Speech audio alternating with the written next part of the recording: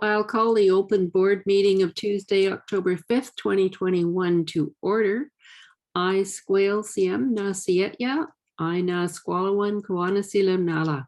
We respectfully acknowledge that we're meeting on the traditional and ancestral lands of the Kawatsan people, where we live, learn, and play. Moving to the agenda, I'd just like you to add to 7.1.10, the Vista report.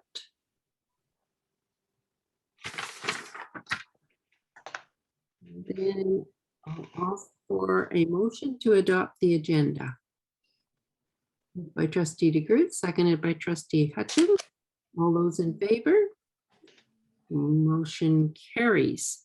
Moving to minutes of the September 7th, 2021 open board meeting. A motion to adopt the minutes, please. Moved by Trustee Thorne, seconded by Trustee DeGroot. All those in favor? Motion carries.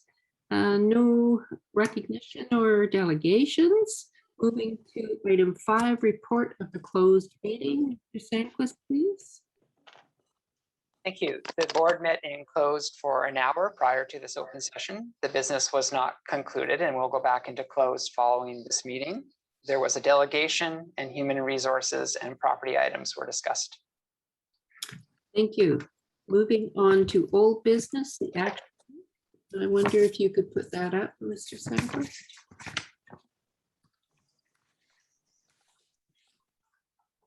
And ask if there are any items that staff wishes to update us on.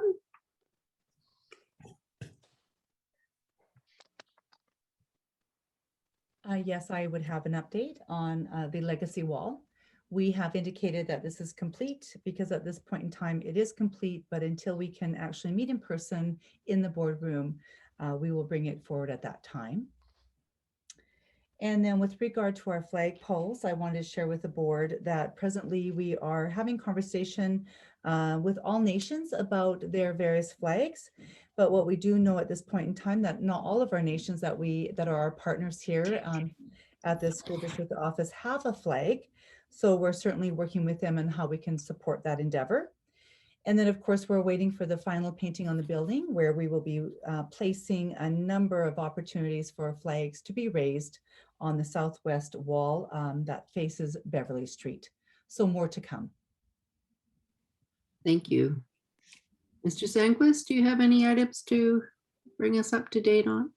There's two early learning and childcare committee draft that will come forward next Tuesday at a special BEDC meeting for the powers and duties, membership meetings and purpose. And the climate change committee we've listed as complete as that has been brought to BEBC and is going to be reworked at BEBC based on comments from the last meeting.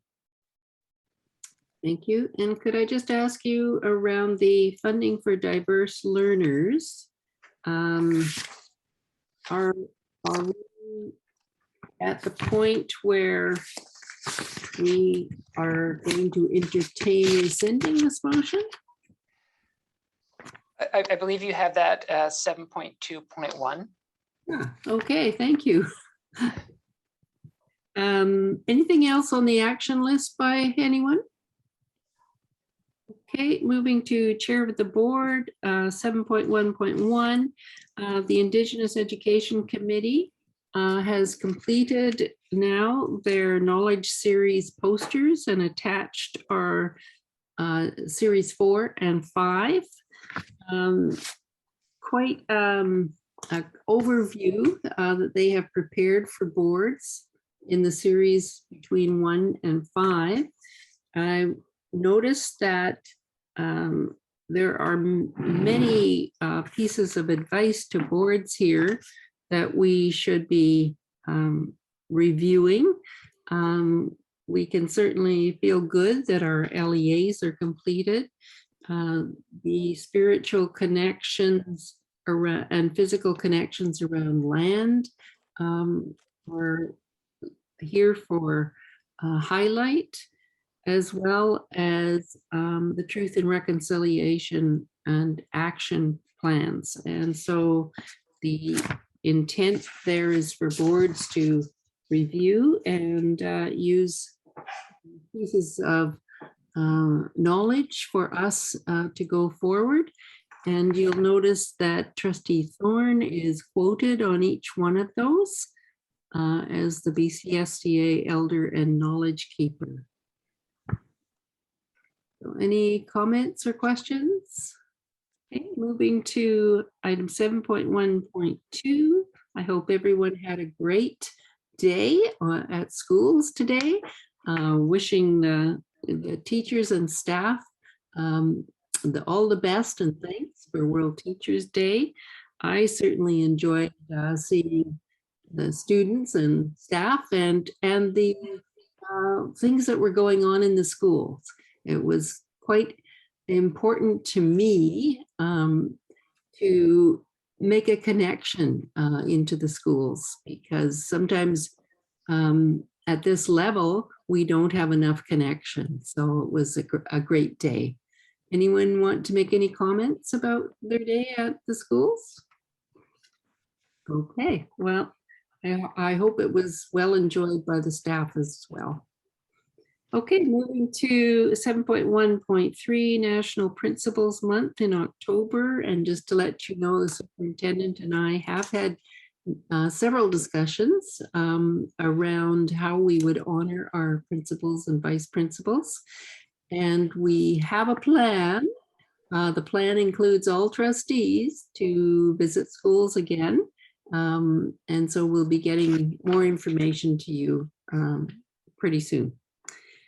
Item 4 is the blessing of the land ceremony. And I was really pleased to see so many trustees were able to attend. I feel sorry for Trustee Hutchins and Trustee Doman, who weren't there to witness what an amazing event it was, what a connection that was made by all the people there.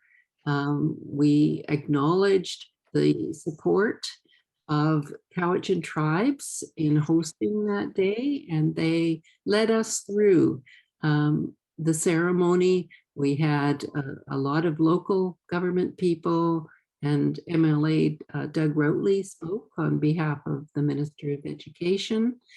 And we had students speak from Cowichan Secondary.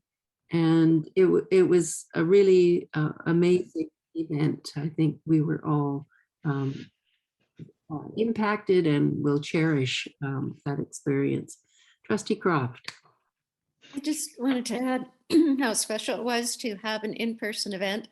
And I know that that asked a lot of our organizers to make that happen, and a lot of our guests who had to make that happen and follow the protocols. But it was just so well worth it. There was a lot of engagement sort of before the event, and people were catching up and that kind of thing. It was just incredible, valuable time. And we don't realize it until it comes back, how much we've missed it. So just a big thank you to Robin and the entire team for putting together such a lovely thing. And I know that you and Joe were very deeply involved, and it was all appreciated. Thank you.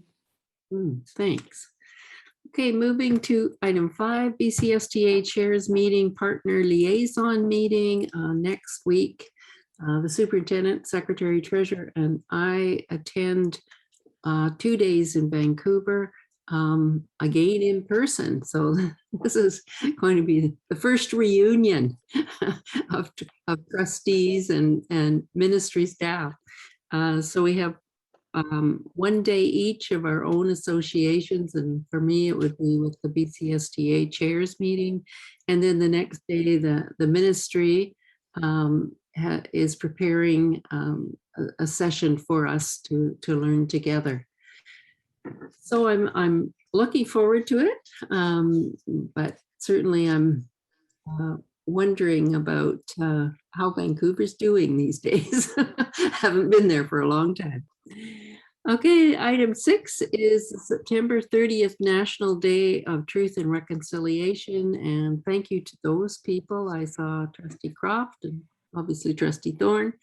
and Trustee Kemmler there, and I heard Trustee DeGroot was there.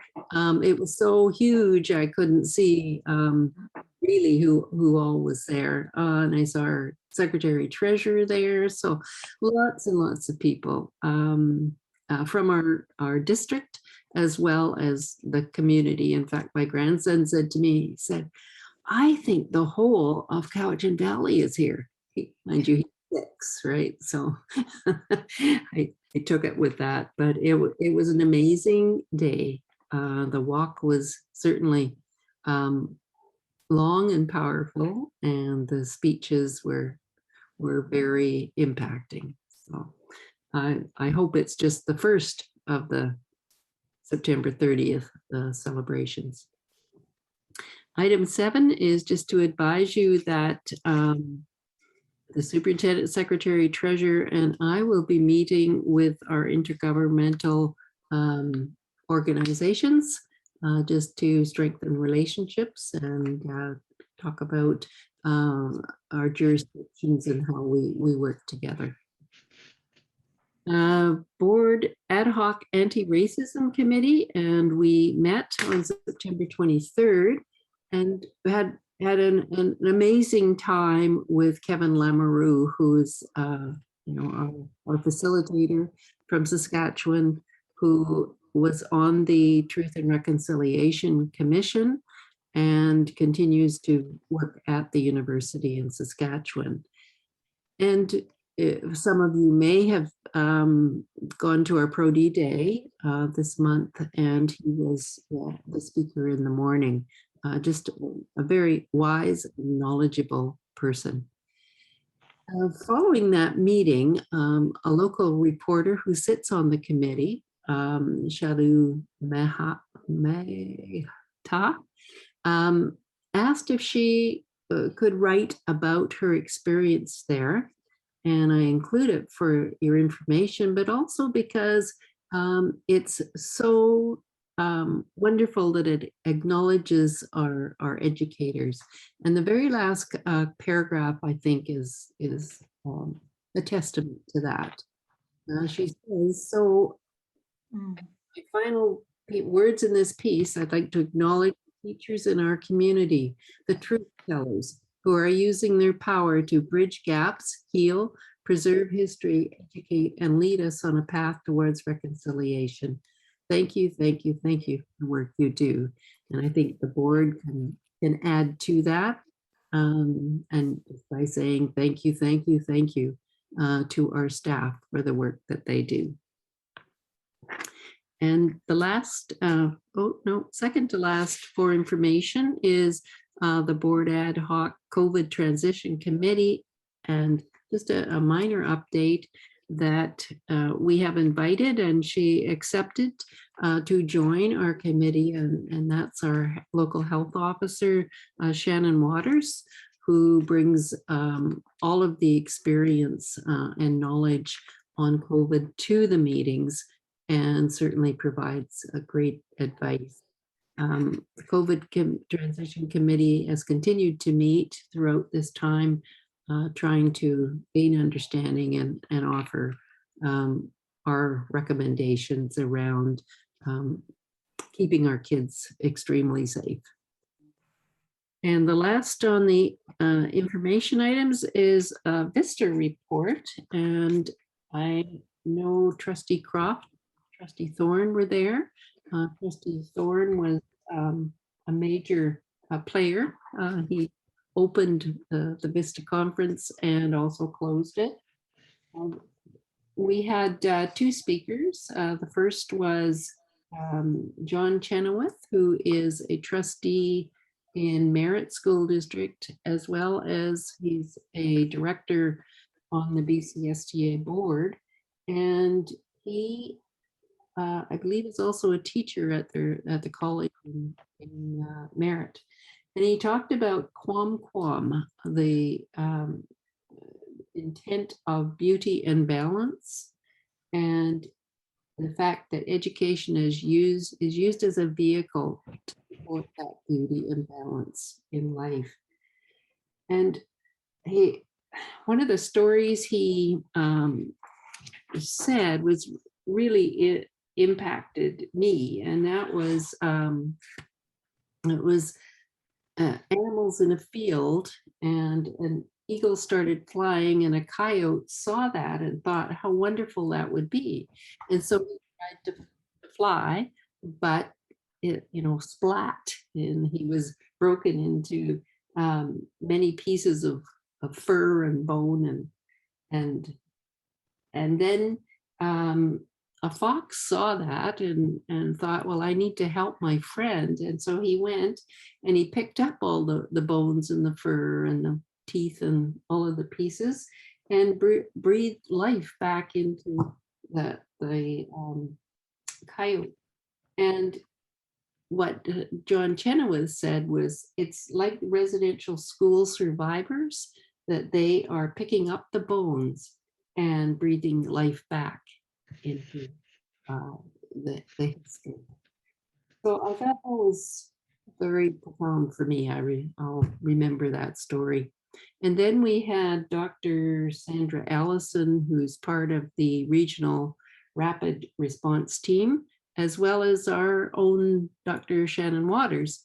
And they presented all of the material around COVID for trustees. And then there was the business meeting. I think one of the important pieces was that the March 4th and 5th meeting of VISTA will be held again in Comox Courtney, and the accommodation will be at Crown Island. That's kind of a report. I didn't know if Trustee Croft or Trustee Thorne wanted to make any comments. Trustee Croft? One of the ideas that came out at VISTA, which I thought was really nice, was how the thought that the Board of Education, that it would be a good idea to help parents know how to advocate for their kids at school, because we know how important the parental participation is, but we haven't necessarily defined it or shared any, I don't know, tips and tricks or thoughts or how the system works. And I don't know, I thought that was a really valuable point. Thank you. And it relates to actually 7.2.1 for board action around funding for diverse learners. And as we know, we have had difficulty trying to decide exactly what we need to support parents, particularly. And we made a motion at the last meeting around developing a communication plan so that we could highlight our procedures and processes in our districts for parents. And so at that point, we didn't go back to our original motion, which was around trying to, well, the last motion was to ask staff to give us a plan to how we develop a funding proposal. Here we go. So there was a defeated motion, and then we went to prepare an analysis of the scope of work to complete the request and bring it back. And I'd like to suggest that the communication plan will actually provide what we were trying to address. And so I think that if we rescind this motion, we can perhaps just concentrate on that communication plan and working with parents. Trustee Croft, You need a motion to rescind the motion? please. Are you? I'll make that motion. Okay, thank you. And seconded by Trustee Thorne. Any debate on the motion? All those in favor? Motion carries. Moving to 7.2.2 Foundation Skills Assessment. You know that the ability to have FSA assessments going on has occurred as we speak, but I believe they're not being conducted for a few days. And last year, there was a request for the board chair to write to parents to provide an overview of FSA. And I'm suggesting that maybe we want to write a letter again. Between all of the advocacy that was done around participation last year, our participation rates went from 30 something to 70 something, I believe. Am I correct, Superintendent? Yes. Okay. And so I think if we perhaps do the same kinds of strategies as we did last year, we may be able to impact the participation rates. So, Trustee Croft? I would be ready to move the motion with a, slight word change at the very end and rationale on its benefits rather than importance. Okay, is there a seconder for the motion? Trustee DeGroot? Okay, any debate on the motion? All those in favor? Motion carries. Okay, thank you. Moving to Superintendent of Schools. Thank you very much. Nice to see all of you tonight. I'd like to move to a personnel matter under 8.1.1. Pleased to welcome a new individual as our facilities manager. His name is Mr. Blair Higgs, and he will be beginning that role on November the 8th, and we're very excited to welcome him to our district. He presently is the assistant manager of building maintenance in the Greater Victoria School District, so I need to apologize to them as we add another member to our team. And prior to that role, Blair was a capital electrician with the school district as well as running his own contracting business on Pender. So we're very excited to have him begin on November the 8th. And we also need to say to Ian Murray that we appreciate all of his work as a facilities manager and for staying on for a little bit longer after his retirement as he supports the transition of Blair into the district. And if I could move on to 8.2.1. So quite exciting news. We have some preliminary data with regard to student enrollment. And I know that our Secretary Treasurer does a lot of work. So does the Associate Secretary Treasurer to help me with these numbers. And so right now we have some preliminary data that suggests that we are above full-time equivalent students of 227 over last year. Now that is 418 over our projection. We were very conservative around our projection last year at the end of the year as we staffed our buildings. And then previous to that, which I think is important to note, would be that we are 187 over the previous year to last. And so there's some great growth that is occurring within our school district. And I know as we speak with our principals and our vice principals, that it would be students from all over the place are coming to the Cowichan Valley. So good news, student enrollment over 227 full-time equivalent students from over last year. Any questions before I move on? No. Okay, thank you very much.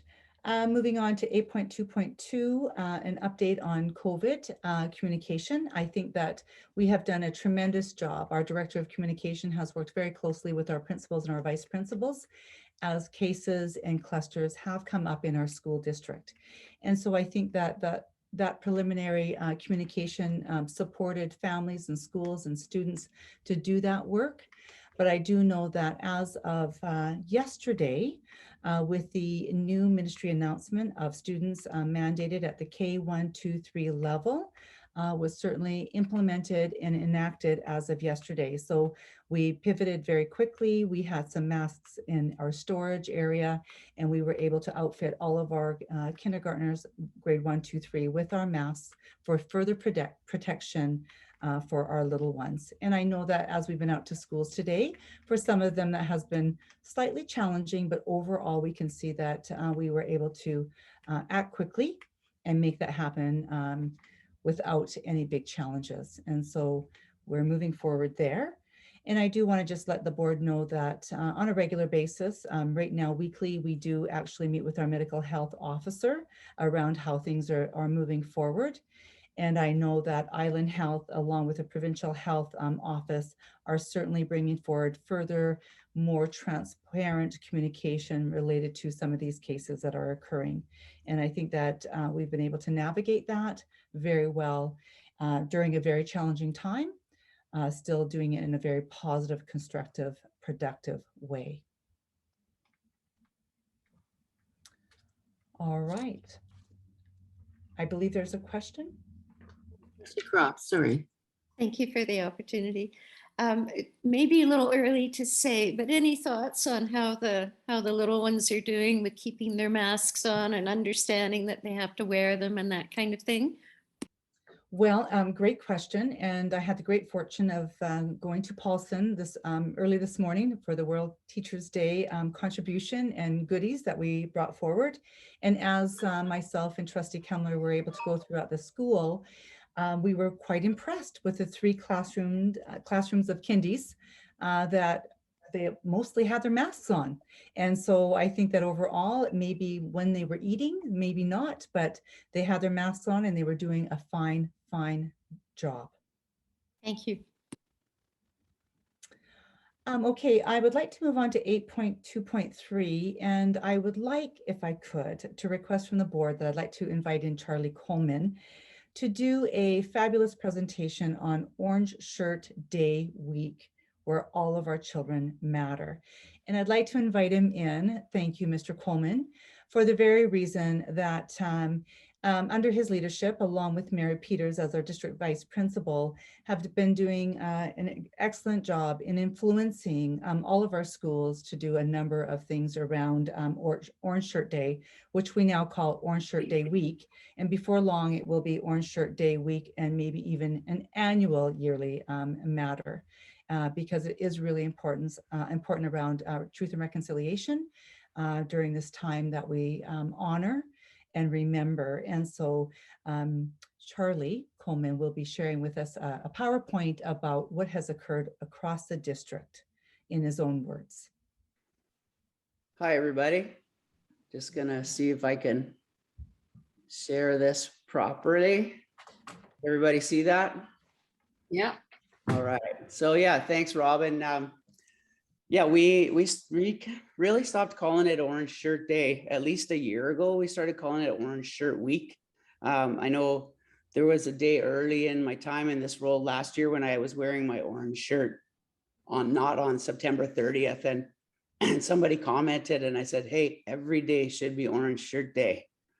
And then, of course, with the Kamloops 215 and Penelakut 160 and all the other recoveries, we like to say recoveries, not discoveries, because we had been told they were there and we're just finally finding the truth. So now we're talking about Orange Shirt Week. This year was a particularly interesting week because we started the week with our non-instructional day, which was an Indigenous ways of knowing focus day, Kevin Lamrue in the morning, and then 26 different learning sessions in the afternoon, all Indigenous Ed focus. So that kind of kicked off our Orange Shirt Week. And then, of course, in the middle of the week, Thursday became a stat holiday that we had not originally planned on. So the schools kind of packed their Orange Shirt Week into 3 school days, while many also joined us. And I saw a number of you there downtown and at the Cowichan Tribe soccer fields on the Thursday. So I'm going to just share with you, I have a written summary, little short summary from every school on the kinds of things they did last week. I shared that with Robin and Larry, but I'm not going to share that whole document with you today. Many of the schools sent me pictures, not all of them, because I think it was a pretty crazy week. So this isn't every school represented, but I'll give you a snapshot of the kinds of things that went on over the course of the week. And I'll do it without much commentary. I think the pictures speak for themselves and you can see the names of the schools there. I will comment this one, Maple Bay, they invited me out and they had 2 students kind of walk me on a gallery tour through all of the things that they had done as a couple of classes, but the whole school got involved. So I'm just going to share some samples from each of the schools that sent me photographs. I might be able to elaborate, but I was cutting and pasting the pictures that they sent to me. So enjoy them along with me here. This one in particular, I will comment on. Most of the Chemainus secondary staff used Monday's non-instructional day to do a tour of Penelakut Island, hosted by the nation and led by Elder Florence James, and took them through a number of trails that they've been building. And along the trails, they've got all kinds of signage with history, culture, and language education signage along the way. According to Lori, the principal there, one of the best things about the day was that the staff had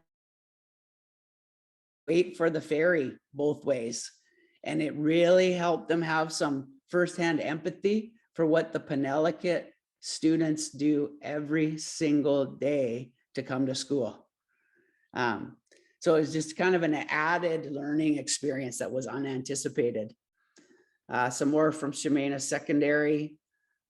You can't see very well on this picture, but many of the feathers have the individual nations of the students that attend Chemainus Secondary. And then they had quite a display around the school. Some more from Chemainus Secondary. I'll give you a minute just to see each picture before I flip through. This is Crofton. Well, you can see, I don't have to read to the top to you there.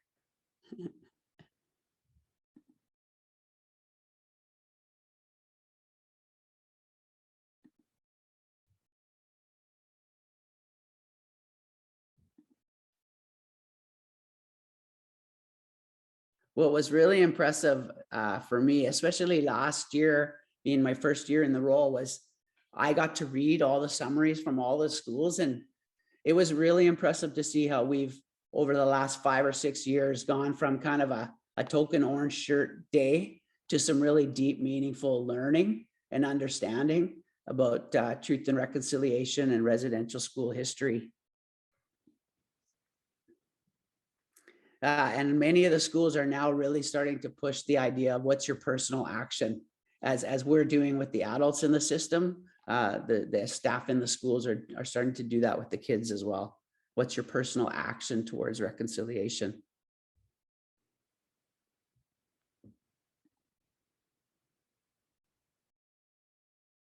I'll let you read that, hold this one so you can read that right up down the side.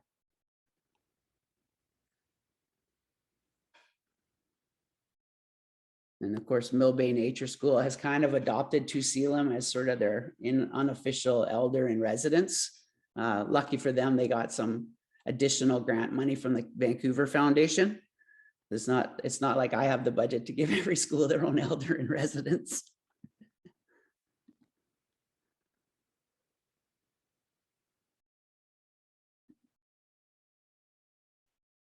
Yeah, this one didn't turn out very clear. I had to enlarge it, but those are kids' individual reflections or pledges on their action.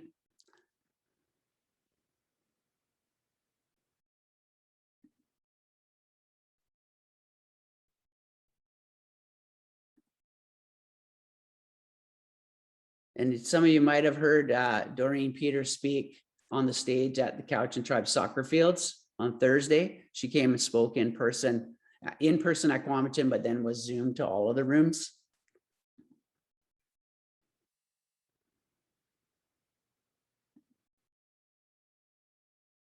And this one doesn't even do it justice. At Chemainus Secondary, this feather mural pattern goes all the way down the hall and up the stairs and onto the next floor. Like it's a growing piece of artwork across the school. And then I just finished with, it's kind of my favorite quote right now from Murray Sinclair.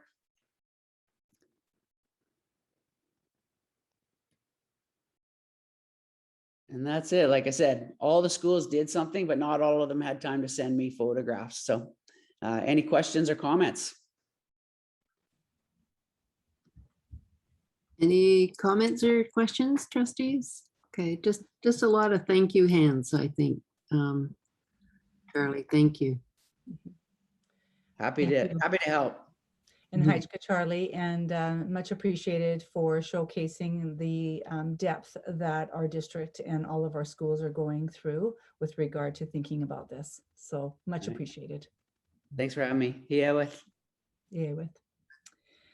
So moving on, I think this would be timely that to share with the board that the Ministry of Education, Indigenous Education, that we will be a district joining in Equity in Action.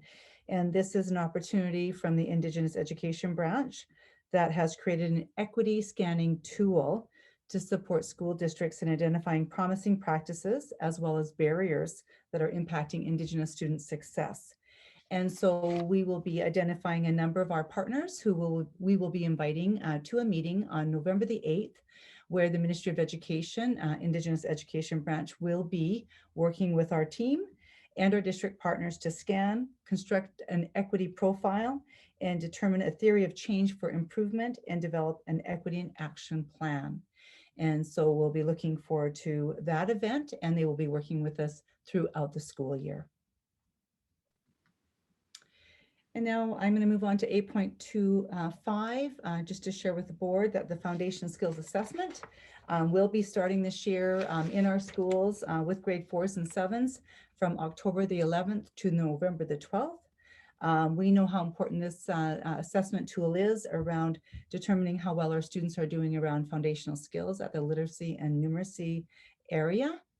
And so at this point in time, I just want to share with the board that I have submitted a letter to all of our parents across the school district in grades 4 and 7 to inform them of the importance of the Foundation Skills Assessment. And if you recall, it is really part of the evidence that we use with regard to strategic planning. And so it's an important area of collecting that information around how all of our students are doing. And then if I can move on to my update, and I have a number of things that I want to share this evening. And I want to start by, again, acknowledging all of our teachers out there for World Teachers Day on October the 5th. And it was a great honor and pleasure to go and deliver goodies with a trustee today and just go to those schools of Paulson, Lake Cowichan, Equal-Mont-Prevost, and Tanzer. And so we so do appreciate the teachers out there and all of the support personnel who really support our families and our students. And we also know that it has not been an easy time. And we do know that they're doing a stupendous job in the role that they do in certainly supporting all of our community.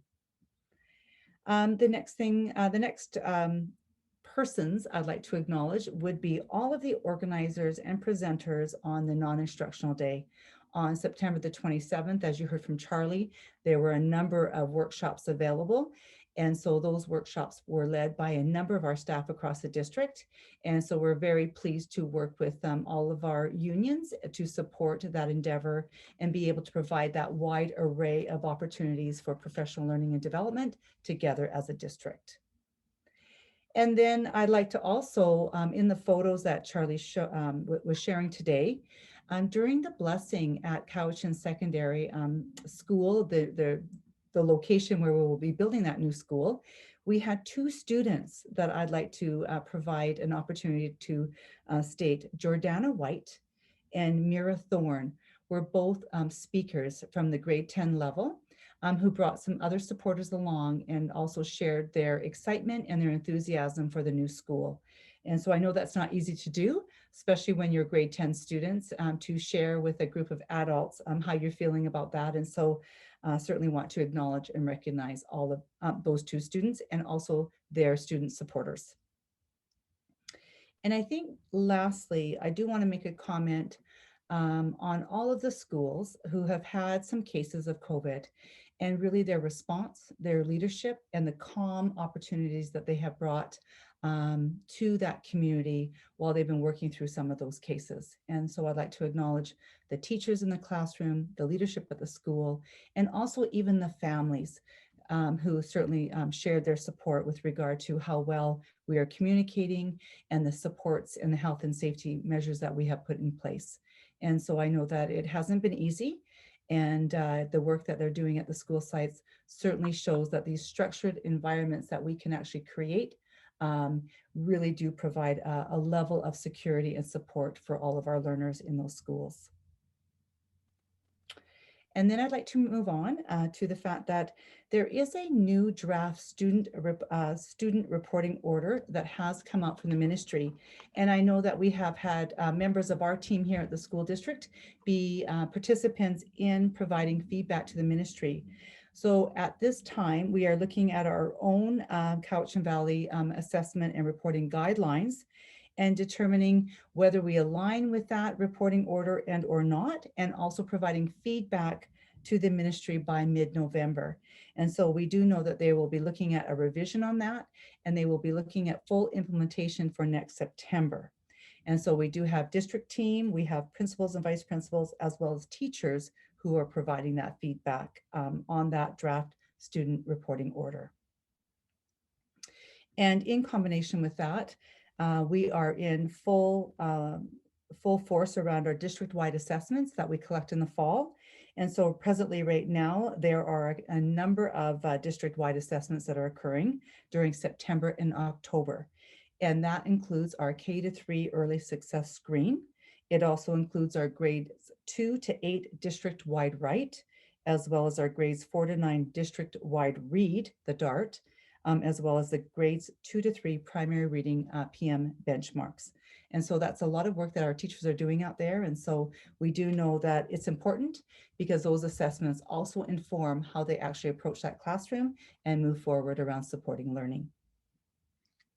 I'm not going to say much around a non-instructional day, other than I think it was a great opportunity. It was an Indigenous focused day. And again, we had Kevin Lamoureux as our keynote speaker. He did an excellent job. We joined with another school district during that opportunity. We had him for about 2 hours, and he shared a number of things and how we can support our learners and how we can actually focus on reconciliation.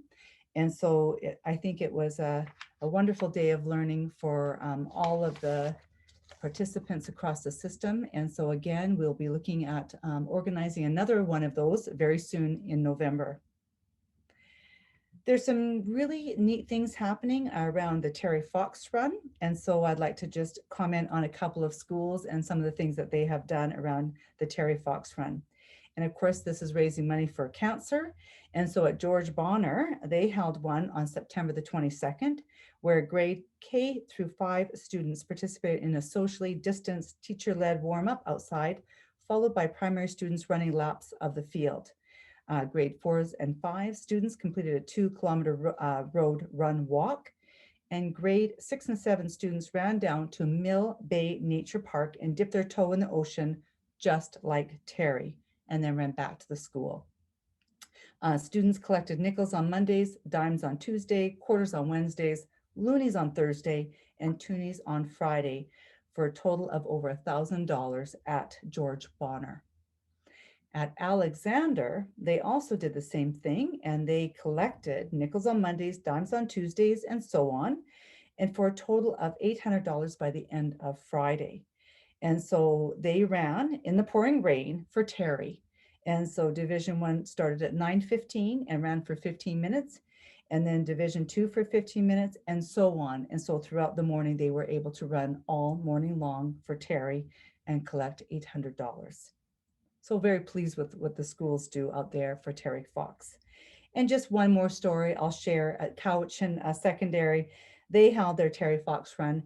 They raised $2,142 and some change, and they had a school-wide lesson during their Thrive time. And then the following week, the school did the run walk. And so you can see that many of our schools certainly do continue with the Terry Fox Run. And even in these times, they go out there and they fundraise and support and raise money for cancer. Then I want to just comment that we have our Great BC Shakeout Earthquake Drill. It will be on October the 21st at 10:21 a.m. 13 of our schools will be participating in the Great Shakeout, and I'm sure there's more as they report out to the district for us. And then 2 stories around the Tour de Rock. They did visit George Bonner this year. Students lined the parking lot to cheer their arrival and departure. It also occurred at Tanzer Elementary. They had a competition of who can do the most push-ups. And there was a kindergarten student and one of the riders who had the competition. Of course, the little kindergartner student did 50 push-ups, and while the rider only did 16 very slow push-ups. And when the student was asked how she could do so many, she replied that she was a dancer. So that's how she won that competition, I see. And then, of course, they also visited Ecole Cobble Hill as well. Moving on, we have Fire Prevention Week on October the 3rd and the 9th. On October the 6th, Paulson Elementary will be doing a whole school field trip walk in classes to the fire department that is about 100 meters from their school. I think many of us know that, where they will tour the fire trucks and have a fire safety talk with Officer Steve Vatcher and a few other volunteers. And just to let the board know that October is the Foster Family Month, and this is a time that British Columbia has declared that this is a time to celebrate our foster families. And we understand that they are incredible caregivers for all of those families and children who might need them. And so we definitely want to recognize them. And we also know that October is Dyslexia Awareness Month as well. And so we certainly want to be aware of that. And that is something that happens across Canada. And so if you have the opportunity, if you wear the color red, it helps to actually remind people and promote the awareness of that fact. And that's all I have for the board this month. Thank you very much. Thank you, Superintendent. And you may think it's all you have, but it's significantly large. So thank you. And thanks to all of our staff for so many involvements that will enrich the lives of our kids. So thank you. Mr. Sandquist, Secretary Treasurer.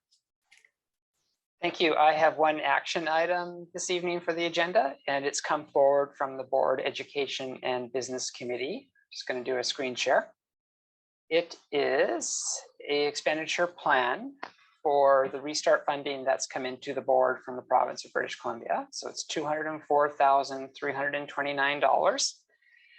There are essentially four main pillars to COVID safety protocols in our schools for this fall. The first one would be hand washing and hand sanitizing. And last year, the board purchased portable hand washing stations and portable sanitizing stations that I believe satisfy that requirement quite well. The second would be mask wearing, and we know the mandate has just increased to also include the K-3 learners along with the 4 to 12s and staff. So we're proposing $25,000 expenditure for maintaining the masks inventory for distribution to the schools for those individuals who don't have one. The third pillar would be around cleaning. The board had put in 2 additional electrostatic spraying positions on an itinerant basis, so they're not school-based in the annual budget that was prepared last spring. This would double that capacity, which we believe gives us the ability to access every school every day. So by adding 2 more positions, we believe we can have that full coverage. And then the final area is around ventilation. And we acknowledge that there are 7 portables that could use installation of a heating and recovery ventilation unit. And so there's an opportunity to use this funding to improve the air quality in those 7 portable buildings, along with the balance going into supporting the MERV 13 filters. So this is the plan that the Board Education and Business Committee has forwarded to the board. And I can take any questions on it or ask if trustees would entertain a motion that the Board of Education of School District 79, Cowichan Valley approves the restart funding plan as presented. Trustee Hutchins and then Trustee Kemmler. I was going to move the motion. Moved by Trustee Hutchins, seconded by Trustee Kemmler. Are there any comments or any debate on the motion? Trustee Croft. Just one quick question. Portables go in and out of use. Is it, if we were to take those portables out of use, can you then take that ventilation system and use it elsewhere if we needed to? Yeah. Mr. Sandquist. Yes, I think it will be some time based on the enrollment numbers that were just presented this evening before any of those portables will be taken out of use. Thank you. Trustee Doe.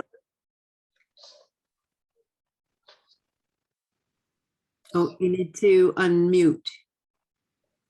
Sorry, will this mask budget do us for the year, or are we gonna be looking for more? Mr. Sandquist? I think that's difficult to answer. I'm going to suspect that it's a lean mask budget. I'll put it that way. But the board has put aside $70,000 through the annual budget for supplies related to COVID, and I think that we can probably make up the difference out of that allocation, which is for cleaning supplies, hand sanitizers, masks originally. I think it's going to be close. I'm going to guess that we're going to make it to about March and then be wondering how we're going to fund the rest of the year. Thank you. Any further debate? I'll call a question. All those in favor? Motion carries unanimously. Moving to item 10, committees and outside organizations. The first is advisory committee. Trustee Croft.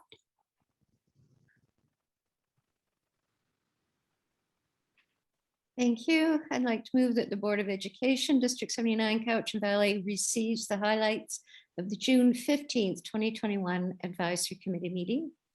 Thank you. Moved by Trustee Croft, seconded by Trustee Kemmler. Any comments? All those in favor? Motion carries. Moving to item 10.2, again, Trustee Croft, advisory. I'd like to move that the Board of Education District number 79, Cowichan Valley, receives the highlights of the September 21st, 2021 Advisory Committee meeting. Thank you. Moved by Trustee Croft, seconded by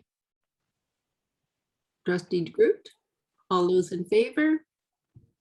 Motion carries. Moving to item 10.3, and this is DPAC in May 2021. I think Trustee Croft, you may have attended.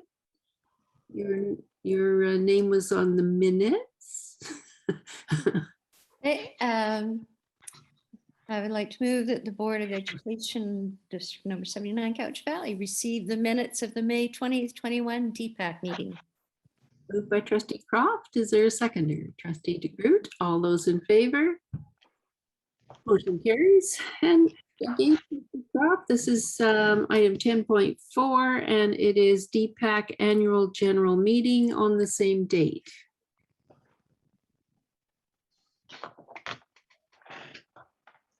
There we go. Let's bring up the right screens here. I'd like to move that the Board of Education of School District 79, Cowichan Valley, receives the minutes of the May 20th, 2021 DPAC Annual General Meeting. Moved by Trustee Croft, seconded by Trustee DeGroot. All those in favor? Motion carries. And moving to item 11, upcoming meetings and events, if you could put these, Mr. Sandquist. So there is the upcoming events that we're involved in. Any comments from anyone? Okay, then let's move on to correspondence. If you could put that up, please, Mr. Sandquist, the letter to the board from Peter Rusland. I'd just like to comment that in his second to last paragraph, he says, sadly, I received neither a courtesy confirmation nor reply, and yet I did reply. So I'm not quite sure how that was missed somehow. So I would be fine if we receive this correspondence, and I will send back basically my first reply. So is there a motion to receive the correspondence? Moved by Trustee DeGroot, second by I found this on the web. seconded by Trustee Kemmler. And was there a comment there? Okay, All those in favor? Motion carries. No new business. Item 14, question period. Are there any questions? I'll just give it a moment to watch the chat and the question and answer. Okay. So far, I see nothing from our audience. Okay, then I'll move on to item 15, adjournment, and I'd ask for a motion to adjourn. Moved by trustee Hutchins, second by trustee DeGroot. All those in favor? Motion carries.